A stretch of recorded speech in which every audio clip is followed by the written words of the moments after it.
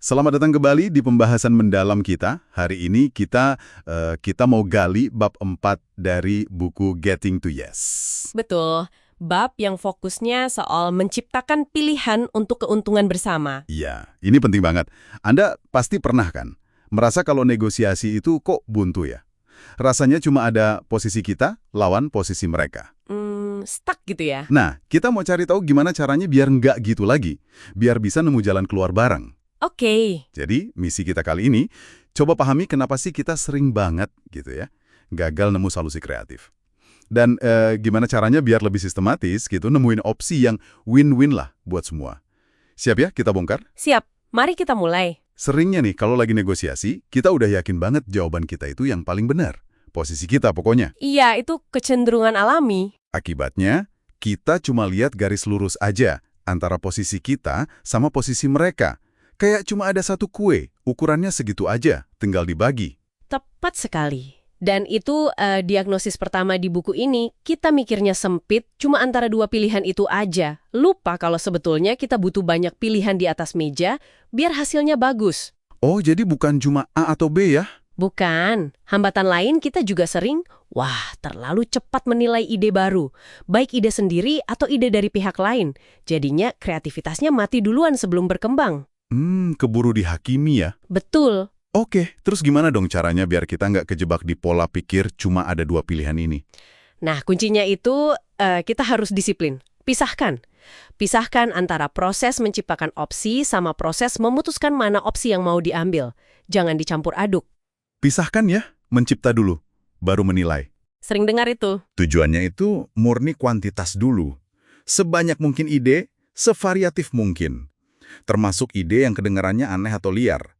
Dan yang penting, di tahap ini nggak ada kritik sama sekali. Nol kritik. Oke, tahan dulu ya kritiknya. Kedengarannya melegakan sih. Tapi gimana biar efektif? Apalagi kalau suasananya lagi tegang gitu. Nah, penting buat ciptakan suasana yang lebih informal.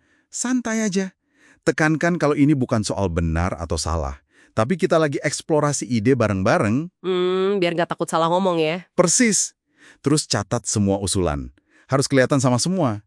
Ini penting loh, biar bisa memicu ide-ide lain, visual gitu. Dicatat ya, biar nggak lupa dan bisa dilihat semua. Dan ini bisa dilakukan bareng pihak lain juga. Tapi harus jelas aturannya di awal. Ini sesi brainstorming ya, bukan negosiasi formal. Semua ide aman. Keputusan nanti belakangan. Oke, aturan mainnya jelas dulu. Dengan begitu, resiko ide disalahgunakan atau langsung ditembak jadi lebih kecil. Sip. Jadi kita udah brainstorming. Ide-ide udah numpuk nih. Udah cukup sampai situ aja? Belum. Itu baru bahan mentahnya aja. Langkah berikutnya, kita perlu perluas lagi pilihan-pilihan itu. Perluas lagi. Gimana caranya? Ada beberapa cara. Misalnya, buku ini ngenalin circle chart. Intinya sih, ini alat bantu biar kita nggak stuck di pemikiran awal. Circle chart. Oke, gimana tuh? Kita mulai dari masalah spesifiknya, terus coba lihat gambaran besarnya. Analisisnya gimana, pendekatan umumnya apa. Nah, dari situ kita bisa balik lagi ke ide-ide tindakan yang lebih spesifik, tapi biasanya jadi lebih kaya dan baru. Jadi kayak zoom out, terus zoom in lagi gitu ya?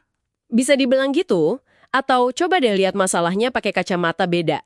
Misalnya kalau ahli keuangan lihat ini gimana? Kalau ahli hukum, Psikolog? kadang perspektif beda itu ngebuka opsi baru. Wah, menarik juga tuh. Ganti topi ya? Bisa juga mikirin variasi cakupan kesepakatan. Mungkin nggak harus semua langsung deal. Bisa sebagian dulu. Atau bikin kesepakatan prinsip dulu aja. Oh iya ya, nggak harus semua atau tidak sama sekali. Betul, fleksibel aja. Nah, ini nih bagian yang sering bikin penasaran. Gimana caranya nemuin keuntungan bersama, apalagi kalau kelihatannya kepentingan kita sama pihak lain itu beda banget bahkan bertentangan. Ini dia intinya. Inti dari memperbesar kue negosiasi. Bukan cuma bagi-bagi kue yang ada. Pertama, jelas, cari kepentingan bersama atau shared interest. Itu fondasinya. Oke, cari yang samanya dulu. Tapi yang sering kelewat, padahal potensinya gede banget, itu justru mencari cara memadukan kepentingan yang berbeda. Dovetailing differing interests istilahnya. Memadukan yang beda. Bukannya perbedaan itu masalah? Nah, ini sering kali yang bikin kaget. Solusi terbaik itu kadang muncul bukan dari persamaan, tapi justru dari perbedaan kepentingan itu sendiri. Hah, serius? Perbedaan malah jadi peluang? Iya, serius. Coba pikir deh, mungkin Anda lebih mentingin waktu, sementara mereka lebih peduli soal biaya. Atau toleransi risiko Anda beda. Oh iya, benar juga. Prioritas bisa beda. Atau mungkin Anda punya sesuatu, sumber daya misalnya, yang buat Anda sih biasa aja, tapi buat mereka itu berharga banget. Nah, cari hal-hal kayak gitu, yang biayanya rendah buat Anda, tapi manfaatnya tinggi buat mereka. Dan sebaliknya juga. Cari pertukaran yang saling untung ya, walau kebutuhannya beda. Persis. Terus coba tawarkan beberapa opsi berbeda yang semuanya bisa Anda terima. Lalu tanya, Anda lebih suka yang mana? Ini cara elegan buat menyempurnakan solusi tanpa bikin ada yang merasa dipaksa atau kalah. Oke, tawarkan pilihan bukan satu solusi mati. Biar mereka ikut memilih. Yap, Poin krusial terakhir nih dari bab ini. Buat keputusan mereka jadi mudah.